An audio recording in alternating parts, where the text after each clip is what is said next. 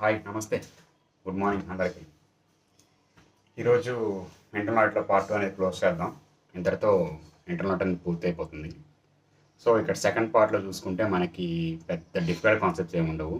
Linkage concepts కూడా ఒక 3 concepts ఉంటాయి. మిగిలినంతా ర్యాండమ్ అంటే ఇండివిజువల్ టాపిక్ అలాగా చెప్పుకోవచ్చు.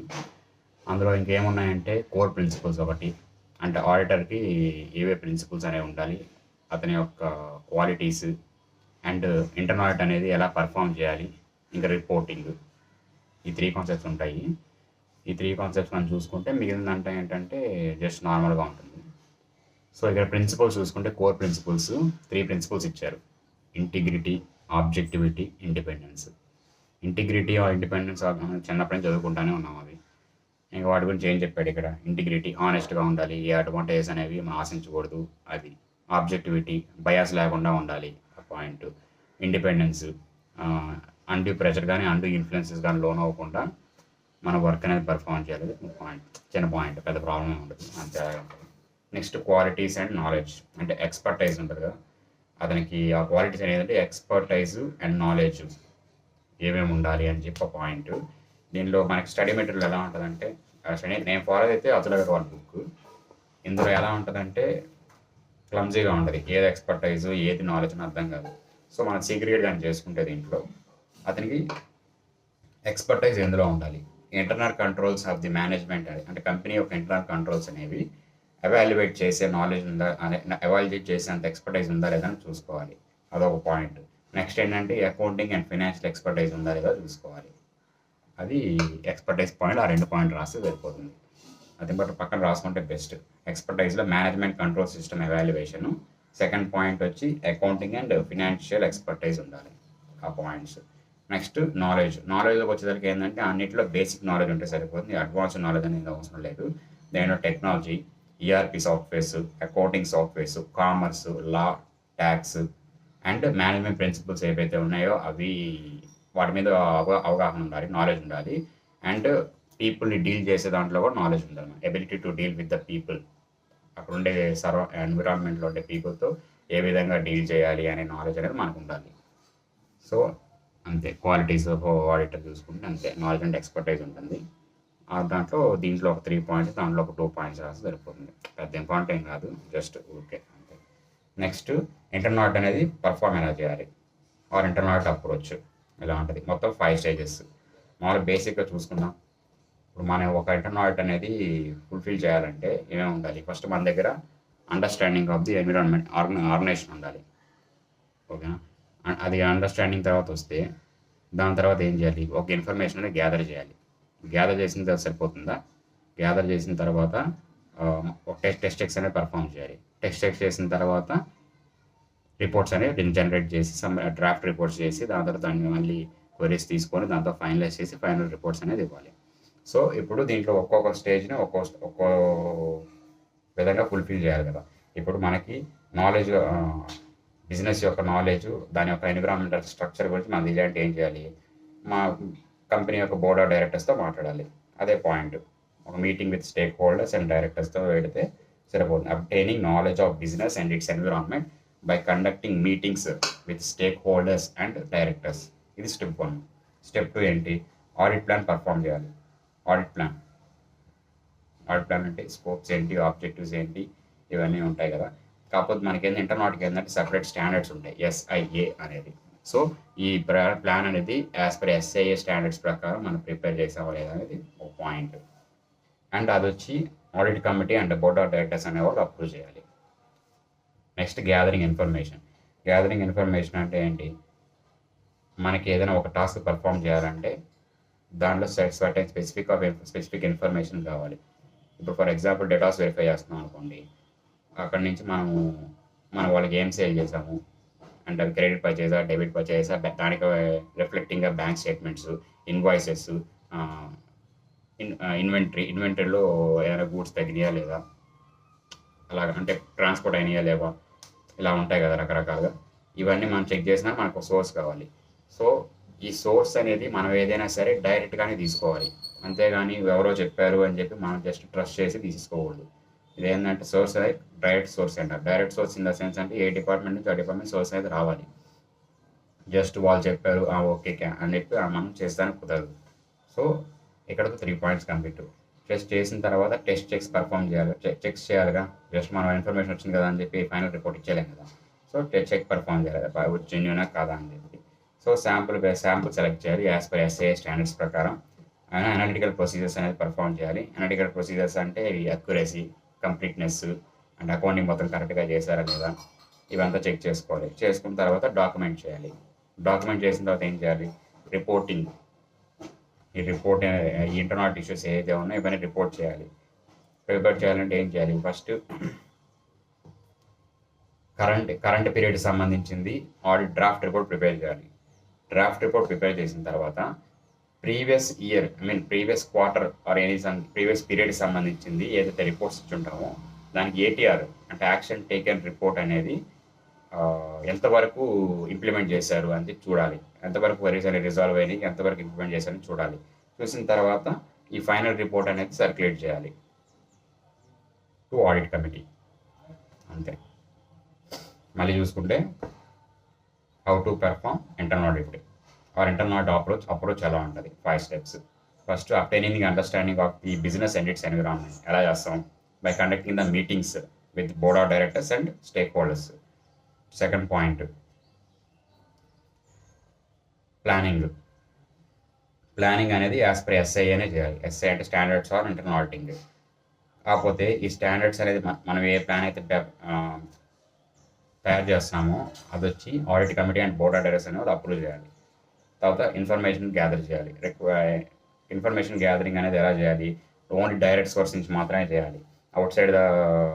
అవుట్ ఆఫ్ దట్ మనం కన్సిడర్ చేయకూడదు. అండ్ నెక్స్ట్ చెక్స్ పర్ఫామ్ చేయాలి.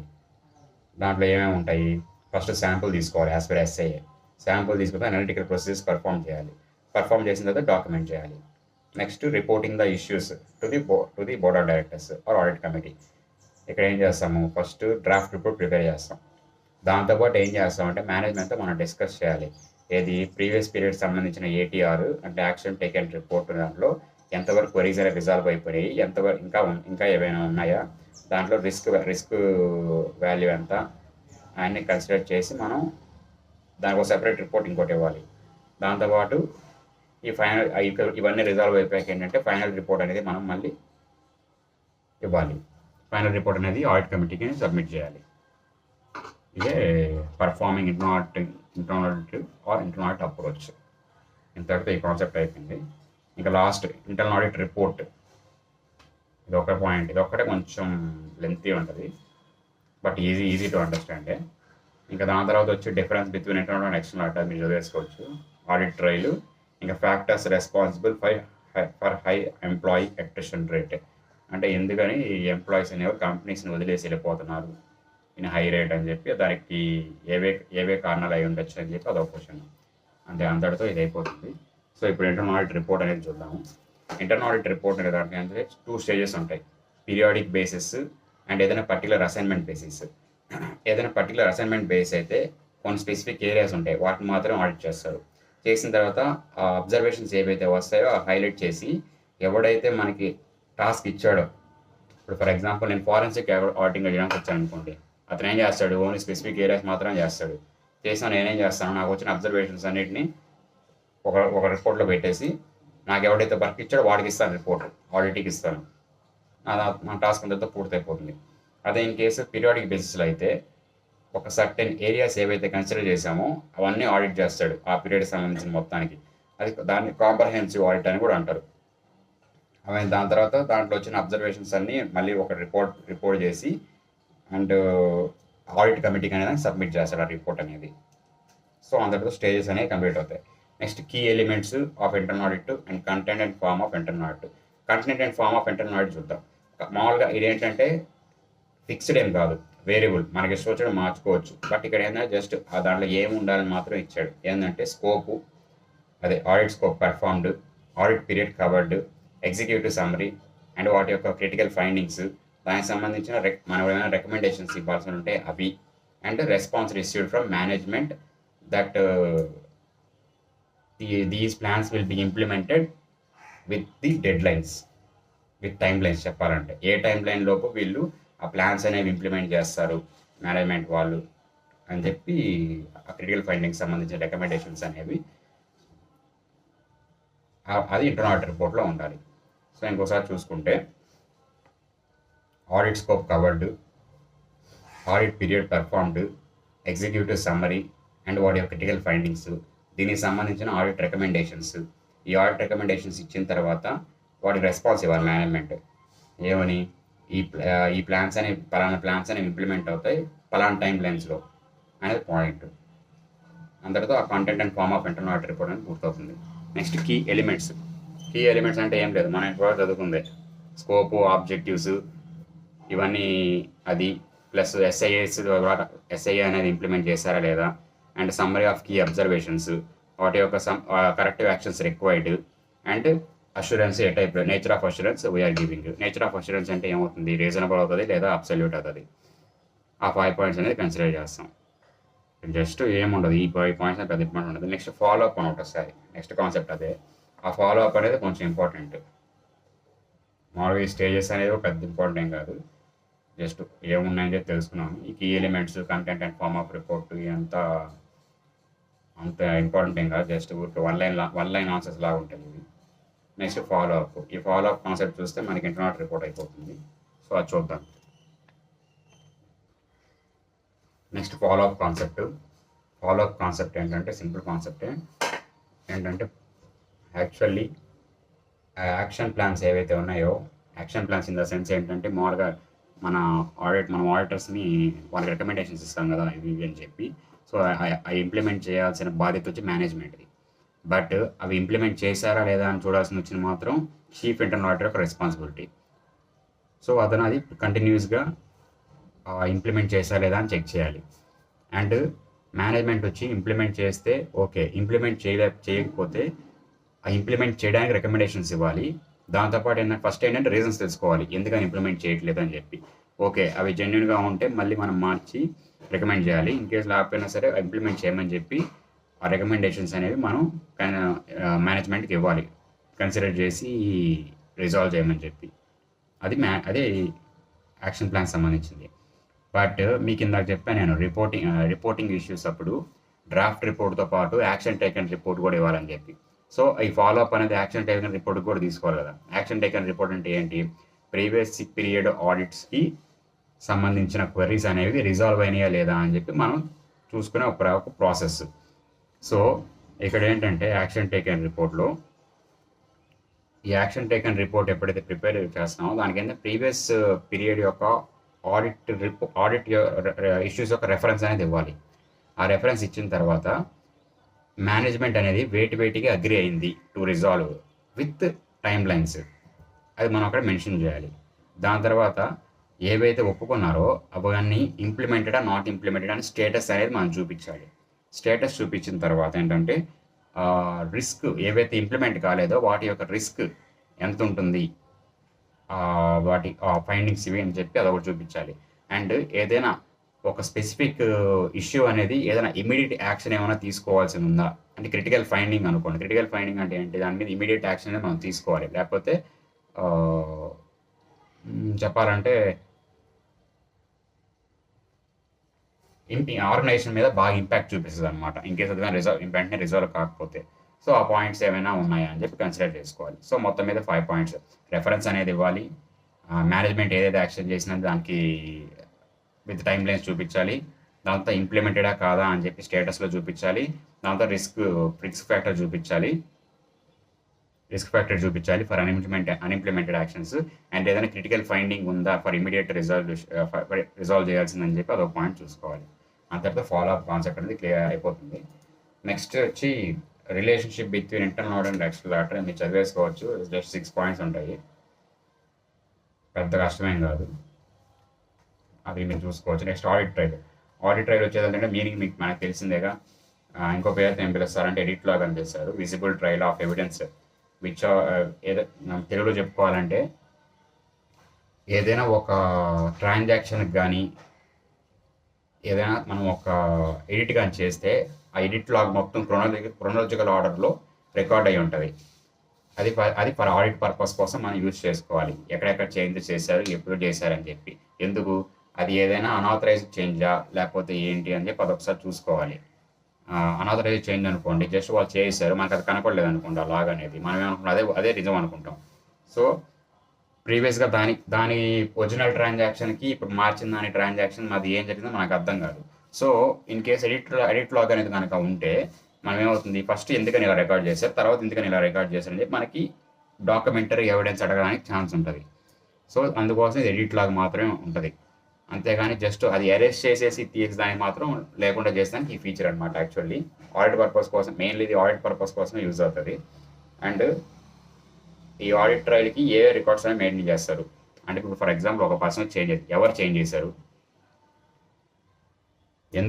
ఎప్పుడు చేంజ్ చేశారు, ఎందుకు చేంజ్ చేశారు, ఈ 3 పాయింట్స్. అంటే when changes were made, who made the changes, what data was changed, ఈ 3 పాయింట్స్ అనేవి కన్సిడర్ చేసుకోవాలి. చేసుకున్న తర్వాత ఓకే ఇప్పుడు ఎడిట్ లాగ్ ఉంది, మనకి ఎవరు చేంజ్ చేసినా వస్తుంది, సరిపోతుందా? అసలు దీనికి ఇంటర్నల్ కంట్రోల్ అనేది అవసరమా లేదా? అవసరం కదా. ఎందుకని అవసరము?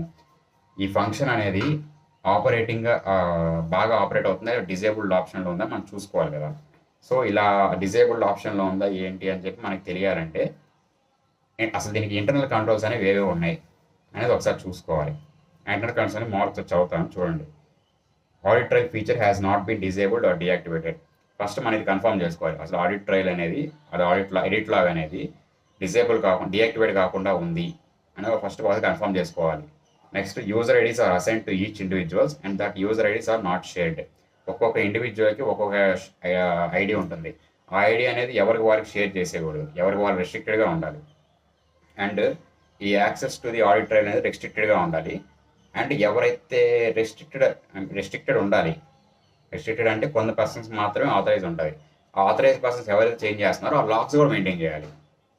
ఒకడు పోయి మారుస్తున్నాడు, ఓకే మార్చాడు, ఓకే ఇబ్బంది ఏం లేదు, బట్ ఆ లాగ్ అనేది కూడా మెయింటైన్ అవ్వాలి, ఆ కంట్రోల్ ఉందా లేదో చూడాలి. అండ్ కన్ఫిగరేషన్ చేంజెస్, ఈ ఆడిట్ ట్రయల్లో ఏదైనా internally software changes, configuration changes ఏమైనా చేస్తే దానికి సంబంధించిన లాక్స్ కూడా మెయింటైన్ చేయాలి. And periodic backups of audit trails are taken and archived as per starter period.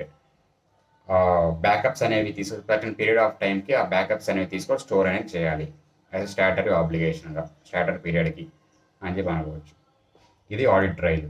So club చేసి చూస్తే మొత్తం టాపిక్ ఏంటంటే, ఒక ఎడిట్ లాగా ఒక ఏదైనా ట్రాన్సాక్షన్కి ఒక చేంజ్ అనేది కానీ చేస్తే ఆ చేంజ్ అనేది క్రోనాలజికల్ ఆర్డర్లో లాక్స్గా స్టోర్ అవ్వాలి. అది డాక్యుమెంట్స్ ఏమేమి మెయింటైన్ చేయాలంటే, when the change was made, who made the changes and what are the changes made to the transactions. ఈ 3 పాయింట్స్ అనేది కన్సిడర్ చేయాలి. ఓకేనా. జస్ట్ తర్వాత ఇది ఎఫెక్టివ్గా ఉందా లేదా అని చెప్పేదానికి మనం ఇంటర్నల్ కంట్రోల్స్ అనేవి చూసుకోవాలి, కరెక్ట్గా ఉన్నాయి లేదా అని చెప్పి. ఆ ఇంటర్నల్ కంట్రోల్స్ ఏంటి, మామూలుగా ఇవి డీయాక్టివేట్, అసలు ఎడిట్ లాగ్ అనేది ఇన్ అప్లికేషన్లో ఉందా లేకపోతే డీయాక్టివేట్ చేసి వదిలేస్తారని చెప్పి మనం ఫస్ట్ దానికోసమే మనం ఇంటర్నల్ కంట్రోల్స్ అనేది చూసుకోవాలి. సో ఇంటర్నల్ కంట్రోల్స్ అని చూసుకొని ఫస్ట్ మనం చేయాల్సిన పాయింట్ ఏంటంటే, ఇది ఆపరేటింగ్లోనే ఉంది, డీయాక్టివేట్ కాలేదని ఒక పాయింట్ చూసుకోవాలి. దాని తర్వాత ఐడీస్, కొంతమంది పర్సన్స్కి ఐడీస్ అనేవి అలొకేట్ చేస్తాం, బట్ ఆ ఐడీస్ అనేవి ఒకరికొకరు షేర్ చేయకూడదు, రెస్ట్రిక్టెడ్గా ఉండాలి. అండ్ యాక్సెస్ కూడా రెస్ట్రిక్టెడ్గా ఉండాలి. అండ్ ఎవరైతే చేంజెస్ చేస్తున్నారో ఆ లాక్స్ అనేవి మెయింటైన్ చేయాలి. దాంతోపాటు ఏదైనా కన్ఫిగరేషన్ చేంజ్ కానీ చేస్తే ఆడిట్ ట్రయల్కి ఆర్ ఎడిట్ లాగ్కి ఆ లాక్స్ అనేవి కూడా మెయింటైన్ చేయాలి. నెక్స్ట్ ఈ పీరియాడిక్ బ్యాకప్స్, ఏమైనా బ్యాకప్స్ కానీ తీసుకుంటే అవి సేఫ్గా స్టోర్ చేసి పెట్టాలి ఫర్ ఏ స్టార్టర్ పీరియడ్. అంతే, ఆ తర్వాత ఆడిటర్ అనేది పూర్తి. Next factors responsible for employee attrition rate. ఇది చిన్న టాపికే.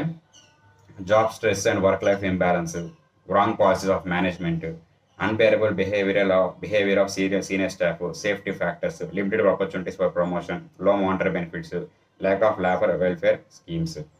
ఈ కారణాల వల్ల ఏంటంటే ఎంప్లాయీస్ అనేవాళ్ళు ఎక్కువగా ఆర్గనైజేషన్ వదిలి వెళ్ళిపోతున్నారు. ఇవి జనరల్ పాయింట్స్ కదా, ప్రతి ఒక్కరు చూసేవే. Job stress, work life imbalance, నేను పొద్దున వస్తున్న పని బిగ్ ఫోర్స్ ఎగ్జాంపుల్. దాని తర్వాత రాంగ్ పాలసీస్ ఆఫ్ మేనేజ్మెంట్, అంటే ఎలా అంటే వాళ్ళ కడుపు వాళ్ళు చూసుకుంటారు, ఎంప్లాయీస్ ఎట్టుపోయినా మాకు అవసరం లేనట్టు ఉంటుంది కదా, అలాగా. అదే పాయింట్ ఆ lack of labour welfare schemes, labour welfares ఉంటాయి కదా, అవి కూడా ఏమి ఉండవు.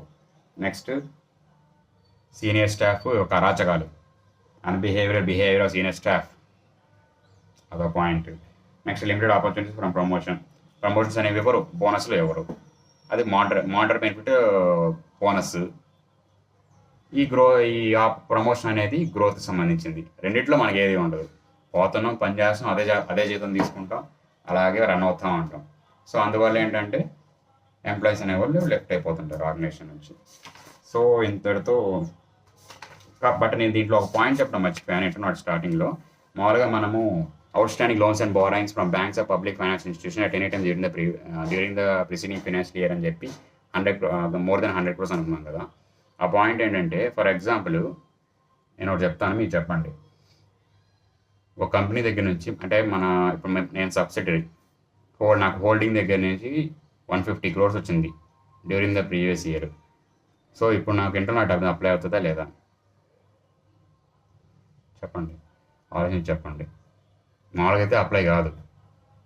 ఎందుకని, మనం బ్యాంక్ నుంచి పబ్లిక్ ఫైనాన్స్ ఇన్స్టిట్యూషన్ తీసుకోలేదు, కంపెనీ దగ్గర నుంచి తీసుకున్నాం, మనకి లోన్ వచ్చింది.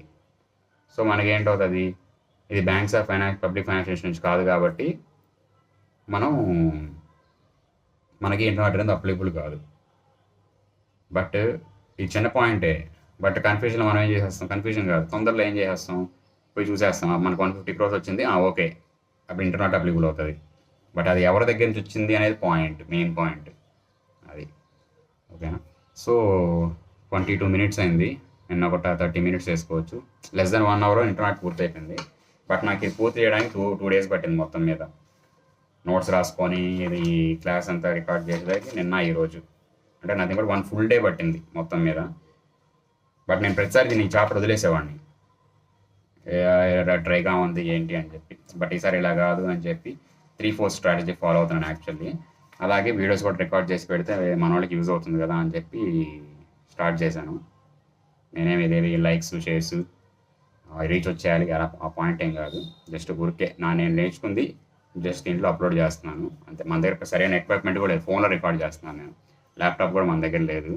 అదన్నా ఉంటే నేను రాసుకున్న నోట్స్ అయినా సరే షేర్ చేసి స్క్రీన్ షేర్ చేసి చూపించి ఉండొచ్చు, బట్ ఆ ఛాన్స్ కూడా లేకుండా ఉంది. Okay, it's okay. బట్ నేను క్లియర్గా చెప్తున్నాను కదా ఇలా రాసుకోవాలని చెప్పి. నేను చెప్పిన పాయింట్స్ అంతా ఏంటంటే మెజారిటీగా నేను నోట్స్ ప్రిపేర్ చేసుకున్న పాయింట్స్ మీకు చెప్పాను. అదేంటంటే మెయిన్ పాయింట్స్ అనేది రికార్డ్ చేసుకుంటే మనం రాసుకుంటే, ఫస్ట్ మీరు అది రాసుకున్న తర్వాత ఈ చాప్టరే మీరు ఒకసారి చదివారంటే బుక్లో ఉన్నది మొత్తము, అండ్ మీరు నెక్స్ట్ టైం బుక్ చదవాల్సిన అవసరం లేదు, ఇదే చదువుకోవచ్చు. అది మళ్ళీ ఏదైనా సెంటెన్స్ ఫార్మేషన్కి ఇబ్బంది పడే పని అయితే మాత్రం మళ్ళీ ఆ బుక్ అనేది ఓపెన్ చేసుకోవాలి. అండ్ ఇంకో పాయింట్ ఏంటంటే, అతుల్ అగర్వాల్ కాన్సెప్ట్ నోట్స్ అనేది సరిపోతుంది. 50 marks చాలు మాకు అనుకుంటే ఈజీగా సరిపోతుంది. ఆ 3-4 ప్రిపరేషన్ ఇక్కడ చేసినా కానీ సరిపోతుంది, అందులో డౌట్ ఏం అవసరం లేదు. బట్ ఇది కాన్సెప్ట్ నోట్స్తో పాటు ఏంటంటే క్వశ్చన్ బ్యాంక్ ఎవరిదైనా రామోషా సార్దో లేకపోతే ఇతందే క్వశ్చన్ బ్యాంకో లేకపోతే ఏదైనా ఒకటి క్వశ్చన్ బ్యాంక్ కూడా ప్రిపేర్ అయితే ఇంకా మనకి బెనిఫిషియల్. ఎందుకంటే క్వశ్చన్స్ ఏ విధంగా అడుగుతున్నారు, ఆన్సర్స్ మనం ఎక్కడి దాకా రాయాలి, ఎక్కడి నుంచి ఎక్కడి దాకా రాయాలి అనేది మనకు ఒక ఐడియా రావాలంటే ఇది ఆ క్వశ్చన్ బ్యాంక్ అనేది ఖచ్చితంగా చేయాలి. సో మనకి 50 marks చాలు, మనకేమి ఎగ్జామ్స్ వచ్చేయాలి అనే పాయింట్ కాకపోతే మనకి ఈ బుక్ అనేది సరిపోతుంది. అనవసరంగా స్ట్రెస్ పెట్టుకోబాకండి. నాకంటే 2 subjects ఉన్నాయి, ఎఫ్ఆర్ అండ్ ఆడిట్ ఒకటే. మీకు 3 subjects కూడా ఉండొచ్చు కదా, ఎఫ్ఆర్, ఏఎఫ్ఎం అండ్ ఆడిట్ కూడా ఉండొచ్చు. బట్ అలా పెట్టుకున్నప్పుడు ఏంటంటే మీకు ఆడిట్ అనేది మేము బల్క్ నోట్స్లు చదివేయాలి అంటే ఐసీఐ మెటీరియల్స్ చదివేయాలి, లేదా ఇంకేదైనా ఫుల్ ఫ్లెడ్జ్డ్గా ఉండే చదవాలనుకుంటే మనకు అవ్వదు, ఎందుకంటే టైం అనేది చాలా ఇన్వెస్ట్ చేయాలి దానికి. బట్ ఇదే బుక్ మీరు 2-3 times కానీ చదువుకుంటే మనకి ఈజీగా ఉంటుంది. అలాగని ఇది కూడా ఒకసారి చదివితే మనకి ఏ బుక్ గుర్తుండదు. జస్ట్ మనం ఇలా విని ఒక 2-3 times రివిజన్ చేసి ఖాళీగా ఉన్నప్పుడు ఈ నోట్స్ అనేది ప్రిపేర్ చేసుకుంటే మనకు అడ్వాంటేజ్ అదే. Nothing but half an hour లోపు ఒక చాప్టర్ అనేది రివిజన్ చేసుకోవచ్చు. బట్ అదే చాప్టర్ నువ్వు మళ్ళీ ఒకసారి చదివేసాక మళ్ళీ రివిజన్ చేయాలంటే మళ్ళీ అదే చాప్టర్ మళ్ళీ ఫ్రెష్గా చదువుకున్నట్టు ఉంటుంది, అలాగే ఉంటుంది.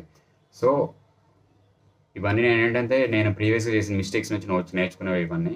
సో అందుకే ముందుగానే చెప్తున్నాను, ఇలా మీరు నోట్స్ ప్రిపేర్ చేసుకొని నీట్గా రాసి పెట్టుకుంటే ఎగ్జామ్ టైం రివిజన్ అప్పుడు బాగుంటుంది. మనకు వచ్చేది 1 day వస్తుంది. 1 dayలో మనం ఎంత బుక్ అని చదువుతాము, ఎంతని గుర్తుపెట్టుకుంటాం, ఎంతని రివిజన్ చేస్తాము. ఎందుకంటే ఎగ్జామ్ స్టార్ట్ అయ్యే 1 week 10 days ముందు నుంచి మనం ఎఫ్ఆర్ అనేది స్టార్ట్ చేస్తాం. అంత తర్వాత మనకు బాగా బ్రేక్ వచ్చేస్తుంది. ఆ 10 days నేర్చుకొని ఎఫ్ఆర్ రాస్తాం. తర్వాత మళ్ళీ ఏఎఫ్ 1 day గ్యాప్ అది తీసుకొని అది రాస్తాం. అంటే ఓవరాల్ ఒక 15 డేస్ అనేది మనకి ఆడిట్ అనేది టచ్ చేయం. ఏఎఫ్ఎం ఎగ్జామ్ అయిపోయిన సాయంత్రం నుంచి అండ్ పక్క రోజు ఆ ఆడిట్ ఎగ్జామ్ మధ్యాహ్నం దాకా ఎంతని చదువుతాము, ఎంతని గుర్తుపెట్టుకుంటే అసలు ముందు ఆ ఫ్లో వచ్చేదానికే మనకి చాలా టైం పడుతుంది. ఆ రోజు సాయంత్రం మొత్తం అయిపోద్ది ఆ ఫ్లో వచ్చేదానికి. సో కాన్సెప్ట్స్ అని కానీ ప్రిపేర్ కానీ చేసి పెట్టుకుంటే మనకి ఎప్పుడైనా బోర్ కొట్టినప్పుడు అయినా ఊరికే అలా రివిజన్ కొట్టినట్టు నేను చాలా ఈజీ చేసేయచ్చు. నా కాన్సెప్ట్ పెద్ద ఎక్కువ పేజీలు రాలేదు, 1 2 3 పేజెస్ వచ్చింది. అంటే లాస్ట్లో ఈ ఫాలోఅప్ కాన్సెప్ట్స్ ఆయన సింపుల్ కాన్సెప్ట్స్ కూడా నేను ఎక్కువ రాయలేదు, మిగతా అంతా రాసుకున్నాను. 3 పేజెస్ వచ్చింది. ఇందులోనే 6 పేజెస్ ఉంది మ్యాటర్. ఇందులో నాకు త్రీ పేజెస్ అంటే 3 పేపర్స్ వచ్చింది. నాది చిన్న బుక్, మళ్ళీ స్మాల్ బుక్, అంతా మన హ్యాండ్తో రాయాలి. ఎంత ఇన్ఫర్మేషన్ అనేది మనం కట్ చేసి ఉంటాం. సో ఇలాగే ఇంపార్టెంట్ పాయింట్స్ అనేవి కానీ రికార్డ్ చేసి కానీ రాసుకొని కానీ పెట్టుకుంటే మన సెంటెన్స్ ఫార్మేషన్ అనేది మనకి ఈజీగా వచ్చు అనుకోండి, ఈ పాయింట్స్ అన్ని ఇంక్లూడ్ చేసుకుని మనం రాయడానికి పెద్ద కష్టం అనిపించదు. ఆ సెంటెన్స్ ఫార్మేషన్ రాకపోతే మళ్ళీ ఇబ్బంది పడతారు. సో ఈ పాయింట్స్ రికార్డ్ చేసి పెట్టుకొని చదువుకుంటా ఉంటే దాంతోపాటు ఈ చాప్టర్ ఒకటి కానీ చదువుకుంటే బాగుంటుంది. అండ్ ఈ ఆడిట్ కాన్సెప్ట్ బుక్ అతుల్ అగర్వాల్ది ఓల్డ్ వర్షన్ ఏమైనా ఉంటే పడేసేయండి. November 24 అటెంప్ట్ది, ఎందుకంటే పనికిరాదు, అది చాలా చేంజెస్ ఉన్నాయి. నేను అందుకని కొత్తది తీసుకున్నాను.